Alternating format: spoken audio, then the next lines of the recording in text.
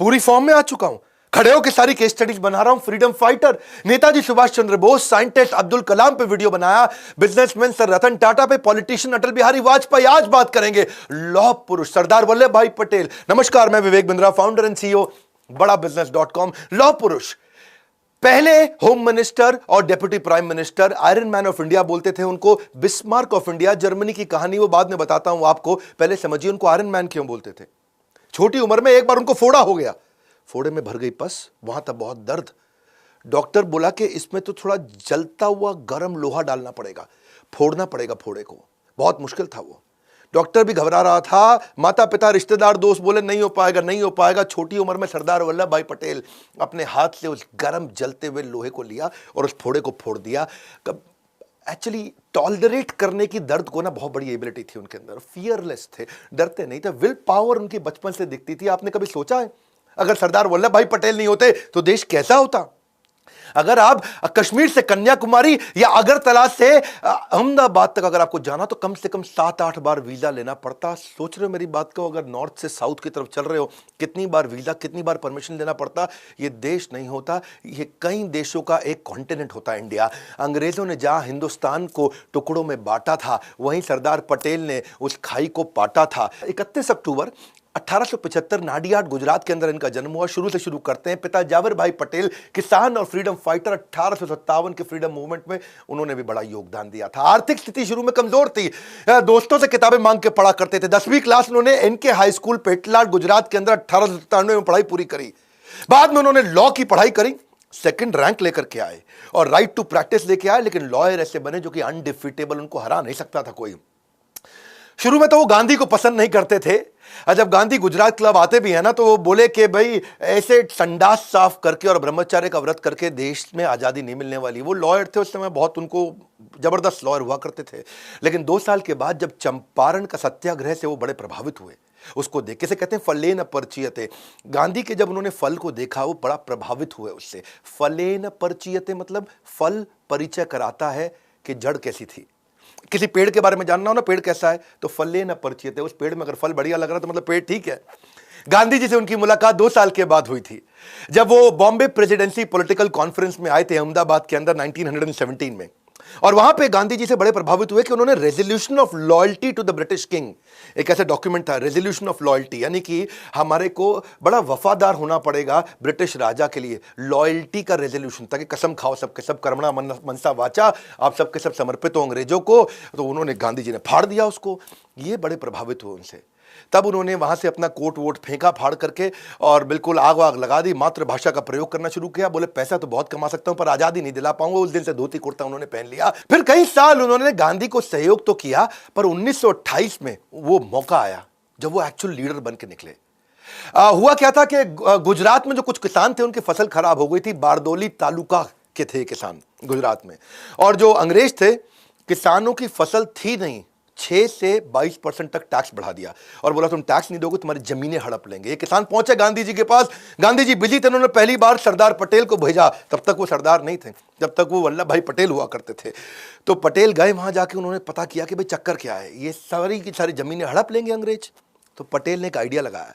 क्या बोले कि मैं कुछ गुप्तचर बनाता हूं और ये पता लगाता हूं कि ये कौन से किसान की आज जमीन हड़पने वाले हैं अंग्रेज लोग। और इनको नियम मालूम था लॉयर होने के कारण कि या तो अंगूठा लगाएगा तब जमीन अंग्रेजों के नाम पे होगी, या साइन करेगा तब जमीन अंग्रेजों के नाम पे होगी। तो गुप्तचर से पता लगवाया कि आज कौन से किसान का घर नीलाम होने वाला है। और जैसे ही उसका पता लग जाता है कि भाई आज इस पटेल का घर नीलाम होगा, तो उसको पहले ही गायब कर देते थे। अब जब किसान गायब, अंग्रेज ढूंढे, भाई ये किसान किधर गया, ये किसान किधर गया। अंग्रेज हो गए परेशान। अब जिसका घर नीलाम करना हो वो किसान गायब हो जाए, जिसका घर नीलाम। इनके अपने गुप्तचर थे, ये पता लगा लेते थे कि आज अंग्रेज किसके घर जाएंगे। इतनी इनकी इंटेलिजेंस, सारे के सारे किसानों को एक एक करके गायब कराते थे, 2 महीने बाद वापस ले आते थे। अंग्रेज परेशान हो गए, भाई ना तो उनको मिल रहा टैक्स, ना उनको मिल रही जमीन। वो घबरा के उन्होंने माफी मांग ली। उन्होंने कहा कि भाई ठीक है 22% से वापस 6% ले आते हैं, कम से कम टैक्स तो मिलेगा। बारदोली की औरतें बहुत खुश हुई। वो बोली कि अब आज से आप केवल वल्लभ भाई पटेल नहीं, आज से आप सरदार वल्लभ भाई पटेल हैं। सरदार मतलब चीफ और a leader of a community. किससे तो बहुत हो सकते हैं सरदार पटेल के, पर वो पहले प्रधानमंत्री क्यों नहीं बने? वहां से शुरू करते हैं। ये डिफाइनिंग मोमेंट है जिससे आपको उनका कैरेक्टर पता चलता है। बात 1946 की है। अंग्रेज वर्ल्ड वॉर 2 के बाद कमजोर पड़ चुके थे। आप जानते थे ना, सुभाष चंद्र बोस जी जो करके गए, पिछला वीडियो तो आपने देखा है। अब अंग्रेजों ने डिसाइड कर लिया कि अब भारत को देने वाले हैं शासन वापस और हम चलेंगे अपने घर की तरफ। अब उसके लिए एक इंटरनल वर्किंग कमेटी कांग्रेस की बना ली गई और यह डिसाइड हुआ कि इस बार जो 1946 में अध्यक्ष चुना जाएगा वो पहले इंडिपेंडेंट कंट्री इंडिया का पहला प्राइम मिनिस्टर वही बनेगा। तो नया अध्यक्ष चुनना था। वर्किंग कमेटी में गांधी जी ने बोला चलो वोटिंग करा लेते हैं। वोटिंग कराया तो रूल यही है कि प्रांतीय कमेटी जितनी होती थी पूरे इंडिया में, जो अलग अलग रीजन से, अलग अलग स्टेट से, सब लोगों को चुनना था कि भाई वर्किंग कमेटी में आप किसको डिसाइड करोगे। तो वर्किंग कमेटी में गांधी, नेहरू, सरदार पटेल, आचार्य कृपलानी, राजेंद्र प्रसाद, खान अब्दुल गफ्फार खान, ये सब हुआ करते थे। और सारी प्रांतीय कमेटियों ने जब अपने अपने वोट दिए तो उस दिन वर्किंग कमेटी की मीटिंग जहां बैठी और वहां सब खोल के चेक किया गया तो कृपलानी हैरान हो गए और उन्होंने कहा कि एक्चुअली नेहरू के नाम पे किसी ने वोट नहीं किया पूरे देश में। 15 में से 12 लोगों ने सरदार पटेल के नाम पे किया, 2 लोगों ने कृपलानी के नाम पे किया और 15वें का पता ही नहीं चला। अब इसमें जब गांधी ने देखा कि भाई सारे के सारे सरदार पटेल को एक्चुअली वोट इसलिए करते थे क्योंकि उनकी ऑपरेशनल कैपेबिलिटी अच्छी थी, पूरे देश में उनका एक्सेप्टेंस था, सारे के सारे देश के लीडर्स उनको बड़ा मानते थे। अब वर्किंग कमेटी ने कहा कि ठीक है, प्रांतीय कमेटी ने जो किया, गांधी जी आपका क्या विचार है। गांधी जी ने वहीं पर तुरंत नेहरू से पूछा कि मैं नेहरू, तुम्हारे लिए किसी ने वोट नहीं किया, सबने सरदार पटेल के लिए वोट किया है, तुम्हारा क्या विचार है। गांधी जी ने औपचारिकता के लिए पूछ लिया तुम्हारा क्या विचार है। नेहरू ने कोई जवाब नहीं दिया। नेहरू ने मुंह नीचे कर लिया और मुंह नीचे करके चुप हो गए। गांधी जी ने बोला बोलो, उन्होंने मुंह नीचे ही रखा और जवाब नहीं दिया। गांधी जी को समझ आ गया कि नेहरू दूसरे नंबर की पोजीशन को एक्सेप्ट नहीं करना चाहते, प्रधानमंत्री वही बनना चाहते हैं। अंदर से गांधी की भी इच्छा थी कि इसको प्रधानमंत्री बनाया जाए। तो गांधी ने एक कागज निकाला और कागज पे कुछ लिखा, उसको फोल्ड करके वहीं सरदार पटेल को दे दिया। सरदार पटेल ने जैसे ही कागज खोला तो उन्होंने कागज फोल्ड करके वापस अपने जेब में रख लिया और वहीं उन्होंने बोला कि मैं अपनी दावेदारी अध्यक्ष के पद से वापस लेता हूं। सब देखने लगे सरदार पटेल को, सब समझ गए कि गांधी जी ने मना कर दिया कागज पर लिख के और उन्होंने अपनी दावेदारी तुरंत वापस भी ले ली। अब बात यह है कि सरदार पटेल उस एकलव्य की तरह थे और गांधी उस द्रोणाचार्य की तरह थे जो अपने अर्जुन नेहरू प्राइवेटली उसी को आगे बढ़ाना चाहते थे। और नेहरू क्योंकि अध्यक्ष बनना चाहते थे, बाद में जब यह डिसाइड हो गया कि यही प्राइम मिनिस्टर बनेंगे आगे चल के, तो कुछ पत्रकारों ने आकर के पूछा भी गांधी से कि जब पूरा देश चाहता था कि सरदार पटेल को ही प्रधानमंत्री बनाया जाए, उन्हीं को अध्यक्ष बनाया जाए ताकि वो प्रधानमंत्री बने, क्या आपको विश्वास नहीं था सरदार पटेल की कैपेबिलिटीज पे। गांधी बोले नहीं, विश्वास तो पूरा है, लेकिन दूसरे नंबर का पोजीशन नेहरू एक्सेप्ट नहीं करते। तो बोले कोई बात नहीं, पूरा देश तो सरदार पटेल को चाहता था। बोले सरदार पटेल तो मेरी बात मान जाते हैं ना, नेहरू मानता नहीं। और नेहरू जो है ना, उसके साथ दिक्कत यह, अगर वो नहीं मानता और वो कांग्रेस तोड़ देता तो अंग्रेज उसका बड़ा फायदा उठा लेते हैं। Nehru is the only English man, Nehru ही एक अकेला इंग्लिश मैन है हमारे देश के अंदर जो जाके अंग्रेजों के साथ बातचीत कर लेगा। वो अपना बढ़िया सफारी सूट पहन के, हाथ में पाइप लेके, यहाँ गुलाब का फूल टांग के आगे चलेंगे। एक्चुअली पहले भी 1929 में, 1936 में, 1939 में भी गांधी ने सरदार पटेल को पीछे किया था। तेजस्वी मान अपना खोजते नहीं है, अपनी पैरवी बतलाकर पाते हैं जग में सम्मान, प्रचंड कर्म दिखलाकर। ऐसे थे सेल्फलेस और निस्वार्थ सरदार पटेल। पार्टीशन के समय में माउंटबेटन ने डिसाइड किया कि एक कमेटी बनाते हैं और डिसाइड करते हैं। देखो ये पार्टीशन जो था ना, ये एक ऐसा स्टार्टअप का डीमर्जर हो रहा था, एक तरह से समझो 2 नए देश बनने वाले थे। और जैसे समझो जब हीरो और होंडा अलग हुए तो डिसाइड करना था कि भाई हीरो के पास क्या जाएगा, होंडा के पास क्या जाएगा। वो डीमर्जर हो रहा है। मैन पावर किसके पास जाएगी, कैश इन सरप्लस किसके पास जाएगा, रिजर्व्स किसके पास जाएंगे, लायबिलिटी किसके पास आएगी, प्लांट किसके पास जाएगा, मशीनरी किसके पास जाएगी, जमीनें किसके पास जाएंगी। ऐसे ही माउंटबेटन ने डिसाइड करना था कि मेरे को यहाँ से भारत की तरफ से और पाकिस्तान की तरफ से, दोनों की तरफ से मुझको एक एक लीडर चाहिए इस मीटिंग में जो नेगोशिएट करेगा। पाकिस्तान की तरफ से मोहम्मद अली जिन्ना खुद ही सामने आ गए और मोहम्मद अली जिन्ना छोटी छोटी चीज़ों पे बहुत तंग करते थे। दकियानूसी, रूढ़ीवादी, गांव की चिड़चिड़ी, हर बात पर बहस करने वाली सास की तरह थे। और नेहरू जानते थे कि इतना नेगोशिएट हमारी तरफ से तो खाली सरदार पटेल कर सकते हैं, तो उन्होंने सरदार पटेल को आगे कर दिया। अब हर एक चीज़ पे बहस होने लगी। वो 3 महीने बड़े अजीबोगरीब गए।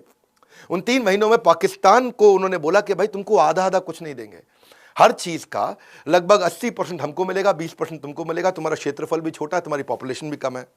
और पाकिस्तान को अगर तुम्हें हम इतनी सारी फैसिलिटी दे रहे हैं तो हमारे कर्जे को भी तुम्हारे को अपने ऊपर लेना पड़ेगा। तो ये थे सरदार पटेल, जिन्होंने बड़ा अच्छा नेगोशिएशन कराया कि भाई कैश में सोना चांदी, डाक की टिकटें, पोस्टल रेवेन्यू स्टैंप, ये सब कैसे डिवाइड किए जाएंगे। 400 करोड़ रुपया उस समय भारत के पास हुआ करता था। तो जिन्ना ने बोला कि भाई आधा आधा कर दो, 200 तुम रखो 200 हम रखेंगे। सरदार पटेल बोले नहीं, तुमको 75 करोड़ ही मिलेंगे, क्योंकि तुम्हारी जनसंख्या और खर्च दोनों ही कम है हमसे, तो उसमें से 20 करोड़ तुमको अभी दे देंगे, 55 करोड़ बाद में दे देंगे। जिन्ना चालाक थे, एक मौका भी नहीं छोड़ना चाहते थे। बोले मुझको करेंसी प्रिंटिंग मशीन भी दे दो। सरदार पटेल बोले अपना देश बना रहे हो, हर चीज मांगोगे क्या, भिखारी हो, अपनी प्रिंटिंग मशीन खुद ही बना लो वहां पे जाकर के, तब तक जितने नोट चाहिए हमसे ले जाना, काम चला लेना। जिन्ना बोले कोई बात नहीं, चलो आईबी दे दो, अपना इंटेलिजेंस ब्यूरो मेरे को दे दो, उसको भी आधा आधा डिवाइड करेंगे। सरदार पटेल बोले भैया ऐसा है, सुनो, देश का बंटवारा हो रहा है, राज का, हमारे सीक्रेट्स का बंटवारा नहीं हो रहा। क्योंकि जानते थे सरदार पटेल, अगर इंटेलिजेंस ब्यूरो उनको दे देंगे तो ये सारे हमारे इंटेलिजेंस ब्यूरो के राज लेकर के फिर हमको नुकसान करेंगे। माउंटबेटन जो थे वो बोले मेरे पास 2 गाड़ियां हैं, चलो उनको भी रख लो। एक गाड़ी सोने की थी, एक चांदी की थी। तो जिन्ना जो है अपना लाठी घुमाते हुए जा करके सोने की गाड़ी का दरवाजा खोले, उसमें जाके बैठ गए, सोने वाली तो हम ही लेंगे। सरदार पटेल देखिए यार, ये आदमी तो हर चीज में चिढ़ेगा। सरदार पटेल ने बोला नहीं देते तुमको, एक काम करो, चलो टॉस करो, सिक्का उछाल लो, हेड टेल, देखते हैं किसके हाथ में सोने की आती है चांदी की आती है। माउंटबेटन ने सिक्का उछाला और बोला हेड टेल। सरदार पटेल ने बोला हेड, तो वो जीत गए। सोने की गाड़ी भारत को मिल गई, चांदी की उनको मिल गई, भाई पाकिस्तान को। सरदार पटेल जिन्ना को समझ चुके थे। जिन्ना ने बंटवारे के बाद भी तंग किया। सरदार पटेल उनको एक साथ पैसा भी इसीलिए नहीं दे रहे थे कि इनको एक बार में पैसा दूंगा तो ये बाद में मुझको तंग करेगा। तो 75 करोड़ में से खाली 20 ही दिया था। गांधी जी बोले बाकी पैसा उनको दे दो। बंटवारे के बाद उन्होंने देखा कि जब जिन्ना दोबारा से आतंकवाद की सारी हरकतें उन्होंने शुरू कर दी, सरदार पटेल ने बोला अब तो पैसा नहीं दूंगा। गांधी जी बोले ठीक है, मैं अनशन कर लेता हूं। सरदार पटेल समझ रहे थे, गांधी जी बात बात पे अनशन कर रहे थे। वो उनके जाके चरण भी छूते, नहीं नहीं गांधी जी माफ करिए, मैं दे दूंगा, ये हमको भी तंग करेंगे। और सरदार पटेल सरदार भी थे, एकदम बहुत मजबूत भी थे। तो वो एक ऐसे व्यक्ति थे जो सारे माहौल के हिसाब से काम करते थे। कलकत्ता में इन्होंने दोबारा दिक्कतें करी, 5000 लोग वहां मारे गए, हिंदू मुसलमान के झगड़े हो रहे हैं। 7 सितंबर 1947 को उन्होंने एक आदेश दे दिया, दंगाइये को देखते गोली मार दो। हाँ, यहां पे लाहौर को, मैं दिल्ली को एक और लाहौर नहीं बनने दूंगा, क्योंकि वो मानते थे कि एकता ही देश की तकदीर है, और जिसमें एकता नहीं है वो देश तो फकीर है। हजरत निजामुद्दीन में सारे मुसलमानों को जब दिक्कत आई, सरदार पटेल वहां पहुंच गए, बोले सारे मुसलमानों की रक्षा मैं करूंगा। भाई जो हमारे देश को मुसलमान वफादार नहीं हो, भले ही पाकिस्तान चला जाए, पर जो हमारे देश में रहेगा उसकी रक्षा मैं करूंगा। उन दिनों जिस समय जब ट्रेन पाकिस्तान से इंडिया आती थी तो उसमें हिंदुओं की लाशें होती थी, तो उन्होंने अमृतसर से मुसलमानों की लाशें भेजनी शुरू करी। तो सरदार पटेल खुद अमृतसर पहुंच गए कि ये तो वो शहर है जहां हिंदू और सिख और मुसलमानों के खून को जलियांवाला बाग से रंगा गया था। भाई सारे सिखों को ध्यान रखना पड़ेगा। और जाकर के उन्होंने वहां भी बोला कि भाई मुसलमानों को अब नहीं मारेंगे। समूहम सर्वभूतेषु, सरदार पटेल ऐसे व्यक्ति थे जो मुसलमान और हिंदुओं सबकी रक्षा करना चाहते थे। बेसिकली इनके कॉन्ट्रीब्यूशन में जो हिस्सा था ना, वो जो 565 रियासतें इन्होंने जोड़ी, सबको जोड़ करके भारत को अखंड बनाया, जो नेगोशिएशंस किए, वो सरदार पटेल का बहुत बड़ा कंट्रीब्यूशन था। ये साम दाम दंड भेद तीनों चारों किया करते थे। बातचीत की नीति हो गया साम दाम, भाई बातचीत करके 561 रियासतें इन्होंने साथ में कंट्रोल कर ली। जो नहीं माना जूनागढ़, तो वहां जाके भेद कर दिया जूनागढ़ के अंदर। जो बिल्कुल नहीं माना जैसे कि हैदराबाद, वहां जाके उनको दंड दिया। ऐसे व्यक्ति थे सरदार पटेल के, डसते नहीं थे, फन दिखा के डरा देते थे। जोधपुर जूनागढ़ में बड़ी दिक्कत आई। जोधपुर के राजा थे, वो सारी 22 की 22 रियासतें, पूरे राजस्थान की, ग्रेटर राजस्थान की, वो जोधपुर से इन्फ्लुएंस थी, क्योंकि जोधपुर बहुत बड़ा था। और वहां के जो राजा हनवंत सिंह थे, 1947 में वो धौलपुर के महाराज नवाब की मदद से, जो भोपाल वाले थे, उनकी मदद से जाके जिन्ना से मिले और जिन्ना के साथ उन्होंने नेगोशिएशन कर लिया। और जिन्ना ने उनको कन्विंस कर लिया कि भाई तुम, मैं कोरे कागज पे साइन करके दे देता हूं तुमको, महाराज हनवंत सिंह ऑफ जोधपुर, जो तुमको चाहिए मुझसे ले लो। और डिसीजन ये हो गया कि कराची का बंदरगाह की सुविधा दे देंगे आपको, रेलवे के आने जाने की सुविधा दे देंगे, अनाज और शस्त्रों के इंपोर्ट एक्सपोर्ट की पूरी सुविधा दे देंगे। तो इनको इतना कंफर्ट आ गया, बोले हम तो जा रहे हैं पाकिस्तान में। और जोधपुर के इन्फ्लुएंस के चक्कर में राजस्थान की जो बाकी 21 रियासतें थी, वो भी जोधपुर के पीछे पीछे चलती थी। उन्होंने भारत के साथ जुड़ने को मना कर दिया। सरदार पटेल के लिए बहुत दिक्कत आ गई। सरदार पटेल ने जो वीपी मेनन, ये वीपी मेनन पे एक वीडियो बनाना बनता है, बहुत जबरदस्त आदमी थे उनके टाइम के। उन्होंने उसको भेजा कि जाओ भैया तुम जोधपुर के महाराज से जाके मिलो और उनको बोलो इंस्ट्रूमेंट ऑफ एक्सेशन पर साइन कर दो, तुम भारत के साथ ही रहने वाले हो। जाके वहां वीपी मेनन पहुंचे तो जोधपुर के महाराजा ने रिवॉल्वर लगा दी उसके गले पे, बोला तुझको तो खत्म कर दूंगा। बेचारा वीपी मेनन वापस आया, समझ में आया इनको कि भाई सरदार पटेल को सुनने नहीं वाला। तो मैंने बताया ना, ये फन दिखा के डराते थे। इन्होंने जोधपुर के राजा को बोला दिल्ली आओ मुझसे मिलने के लिए। जोधपुर के महाराज जब दिल्ली पहुंचे, हनुमंत सिंह को मिलने के बाद बोले कि तुम्हारे जो पिता है ना, वो मेरे बहुत अच्छे दोस्त थे और तुम्हें मेरी देख रेख में छोड़ के गए हैं। और मेरी बात समझ लो, अगर तुम ऐसे नहीं मानोगे तो पिता के रूप में आकर के ऐसा दंड दे के तुम्हें सुधारूंगा, अकल आ जाएगी तुमको। और उनको, क्योंकि ना इनको मालूम था कि जैसलमेर, बीकानेर, ये सब कोई साथ में नहीं आया और ये पाक के साथ जाके मिल गया। अगर पाकिस्तान के साथ और राजस्थान पाकिस्तान के पास चला जाता तो पूरा राजस्थान मिला के पाकिस्तान दिल्ली के नजदीक आता। और किसी देश की राजधानी अगर बाजू वाले देश के बिल्कुल नजदीक हो तो देश की राजधानी पर खतरा बढ़ जाता है। तो इन्होंने उनको समझाया जोधपुर के राजा को, भाई मेरी बात सुन, तेरे जो जनता है ना वो तेरा साथ नहीं देगी, सारी जनता तेरी हिंदू है और पाकिस्तान के साथ जबरदस्ती जोड़ा तो जनता समेत मैं तेरे खिलाफ खड़ा हो जाऊंगा, खत्म कर दूंगा। तो नतीजा बाद में यही निकला कि इन्होंने साइन कर दिया, बोला ठीक है जी सरदार पटेल जी माफी मांगता हूं, सारी 21 रियासतें इनके साथ वापस आ गई। इधर पूरा राजस्थान कंट्रोल में आया, लेकिन गुजरात का जूनागढ़, वहां हो गई दिक्कत, क्योंकि जूनागढ़ में पॉपुलेशन तो हिंदू की थी, राजा मुसलमान था। वो बोला हम पाकिस्तान से मिलेंगे। बिना लड़े सरदार पटेल ने वीपी मेनन को फिर बोला, जाओ भैया जूनागढ़ पहुंच जाओ, इस बार मैं लड़ूंगा नहीं। बिना लड़े कैसे करेंगे, इसे बोलते हैं कूटनीति। बोला राजा से मत मिलना, जागीरदारों से मिलो। ऊपर राजा है, नीचे जागीरदार हैं छोटे छोटे, उनसे जाके मिलो, उनको जाके भड़का दो और जाकर के क्या बोलो, उनको बोलो कि तुम्हारा मुस्लिम नवाब मुस्लिम मुल्क के चंगुल में तुम सबको फंसवा देगा। तुम सारे हिंदू हो, तुम्हारा नवाब मुसलमान, वो देश मुसलमान, तुम सब फंस जाओगे। जैसे ही ये बोला तो वहां विद्रोह चालू हो गया। सारे जागीरदार राजा को बोलने लगे, मुस्लिम नवाब को, वहां पे हम नहीं जाएंगे पाकिस्तान में। और बिना लड़े इन्होंने क्या बोला कूटनीति से, चलो वोटिंग करा लो। जब वोटिंग कराया गया 1948 के अंदर जूनागढ़ में, तो इंडिया के लिए उनसे पूछा किसको वोट दोगे, इंडिया में रहोगे कि पाकिस्तान में रहोगे। तो 1,19,000 लोगों ने भारत के लिए वोट किया, केवल 91 लोगों ने पाकिस्तान के लिए वोट किया। यहां से जूनागढ़ वापस आया। हैदराबाद में ज्यादा दिक्कत थी, क्योंकि हैदराबाद बड़ा बहुत था, वो इतना बड़ा था, आज का हैदराबाद नहीं है, आंध्र प्रदेश, तेलंगाना, कर्नाटका, मध्य प्रदेश, छत्तीसगढ़ के काफी इलाके हैदराबाद में आते थे। हैदराबाद भारत देश का पेट था, पेट का बन चुका था कैंसर। और जो वो हैदराबाद के निजाम का सलाहकार था वो बहुत पागल आदमी कासिम रिजवी, उसके साथ दिक्कत। 12 जून 1947 को भारत आजाद हुआ नहीं, उसने पहले ही अपने आप को घोषित कर दिया हम आजाद हो चुके हैं। अब कितना सरदार पटेल उनको समझाए, ये उल्टा धमकी दे दे, ये बोले हम सबसे अमीर हैं, सबसे शक्तिशाली हैं, वास्तव में शक्तिशाली थे और हमारे पे कोई कब्जा कर नहीं पाएगा और भारत तुम्हारी क्या औकात, हम सेपरेट देश हो चुके हैं। अच्छा, पटेल युद्ध करना नहीं चाहते थे, क्योंकि वैसे ही इंडिया पाकिस्तान का बहुत जरा टसल चल ही रहा था।